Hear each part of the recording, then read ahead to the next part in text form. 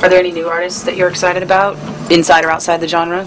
Something that you just got a hold of in the last year or so, and we're like, dude, you got to hear this? Art of Dying. Art of Dying. There's guys from Canada, local band from Vancouver. We took them out for 3 weeks in the spring. They were really great rock band, and as well as Five Finger Death Punch being out with us that same tour. Cool guys, aggressive and like the band a lot. I like the guys from 10 Years a lot too. I just picked up their newest album, and Jesse's a great singer, and the guys are very cool Southern boys and fun to be around, and I think big talent. I like to see them have a career and continue doing what they're doing. Is it weird now that instead of being a geographically restricted kind of musical influence band, that now you're so worldwide? You're like, yeah, we know these guys in Finland, and we know these guys in the South and Canada, etc. Is it different for you? I mean, do you notice that you guys do kind of the same things, or do you find that you're getting all these outside cultural and musical influences that it kind of changes you as a band?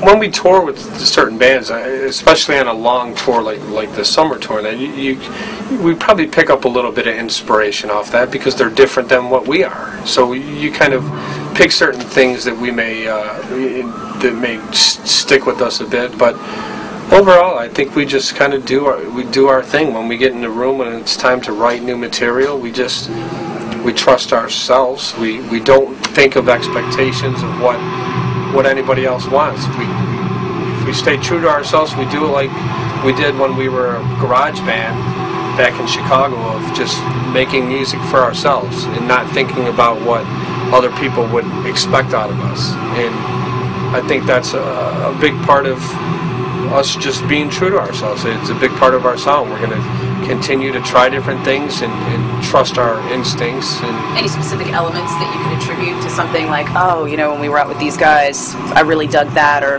oh, I was thinking of this? No kind of direct correlation. Back in the earlier days, before we actually got a record deal, one of the bands we actually used to look up to a lot, just because we loved their live show, their energy was amazing, was ironically Machine Head, who's now headlining one of the second stages today. Those guys are amazing, and it's cool to be able to be at a level where we can share the bill with someone like that. It's someone we've always looked up to, and their energy was like they set the bar. It's like, okay, this is what we need to get to, and I don't know. Yeah, I don't think there's anything specifically off of bands that we take from musically as much as we do visually on certain headlining acts of what does it take to be that kind of headliner. When like I said, when we've seen bands like and done shows with Kiss and Metallica and Judas Priest and Rage Against the Machine. We did a show with them in Austria, and we see, at the level that those bands are at and what we can do to improve our live show. We take a little bit of things from that, whether it's certain visual aspects, whether it's lighting and just dynamics that's going to make it seem larger than life. And we want to give our fans something more than just the music. We want to give them every penny's worth that they pay on that ticket and give them something that's going to be exciting to see visually as well. So if you guys are fans of Metallica and Machine Head, and I'm guessing kind of the Bay Area thrash thing from the 80s in general, how do you feel about all that coming back out with Exodus and Testament and Death Angel? Testament, forget about it. Oh, one of my personal favorites. Yeah, I was a huge Testament fan back in the day, and still am. And we're going back to Europe. We just got back from. We got to play a couple shows, a couple festivals over there with Testament as well as, and the Metal Hammer Awards as well. And it was very cool to actually meet these guys. Alex Skolnick's back in the band. It's very cool.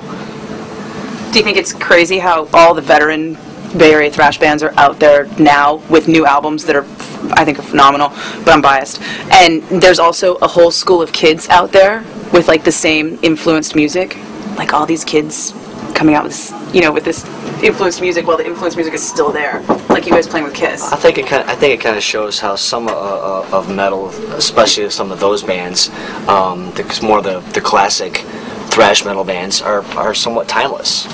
You know, they sort of span generations, and now you have, like you're saying, a whole new generation of younger kids that are getting into music, which is really cool. Warbringer and Bonded by Blood, and I mean all these like really directly influenced bands, and it's just sure. But that's me talking. You guys are tired, so thank you. I appreciate it. Oh, yeah. Gets good. Yeah. If you want to tell people, the Disturbed Get the new message, album. get out there. Got a new album, more material. Come out and see the show. We're on fire right now. You know, we're just loving being back on stage again. It's been you know, once we're in the studio, it's great to have new songs kind of come to life and have the finished product. But the real excitement for us is being back up on stage and playing. So come out and see the show, learn the new material, and you know, enjoy it. Cool. Thank you. 107.7 The Bone. Streaming online at 1077thebone.com.